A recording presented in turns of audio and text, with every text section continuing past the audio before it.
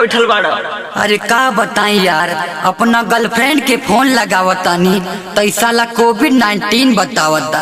तंग कर देले बा कोरोना, तंग कर देले। लभरवन के बुरा हाल हो गईल, लभरवन के बुरा हाल हो गईल।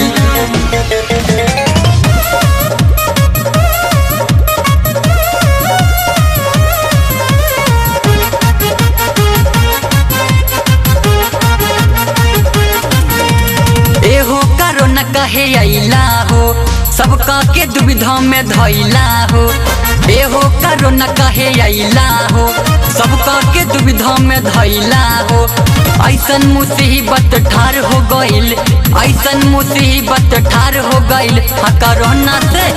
कोरोना से जियब मोहाल हो गईल, लभरवन के बुरा हाल हो गईल।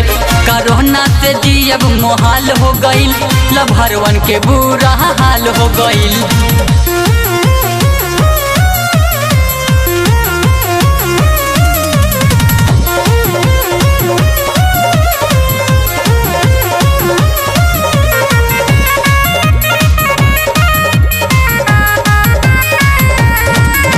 हेलो हाय जानू सोना हमार हो, मिले खातिर आवतानी तोहरा से यार हो। अरे का कहती है सुना ना, बाबू हमारे हमके धैलस बुखार, मिले ना आइए हो यार। ऐसा सिचुएशन क्रिएट हो गईल, ऐसा सिचुएशन क्रिएट हो गईल। कोरोना से जियब मोहाल हो गईल, लभरवन के बुरा हाल हो गईल। कोरोना से जियब मोहाल हो गईल, लभरवन के बुरा हाल हो गईल।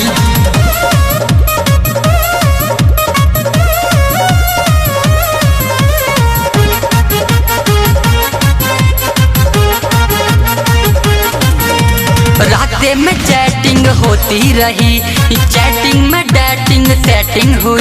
कहतिया हो तो सुनाई जनता कराही कोरोना के डर हो, प्यार न करब ए हो यार हो। 20 साल के प्यार बेकार हो गईल, विकास के प्यार बेकार हो गईल। कोरोना से जियब मोहाल हो गईल, लभरवन के बुरा हाल हो गईल। कोरोना से जियब मोहाल हो गईल, लभरवन के बुरा हाल हो गईल। ऐसन मुसीबत ठार हो गईल, ऐसन मुसीबत ठार हो गईल। कोरोना से जियब मोहाल हो गईल, लभरवन के बुरा हाल हो गईल। कोरोना से जियब मोहाल हो गईल, लभरवन के बुरा हाल हो गईल।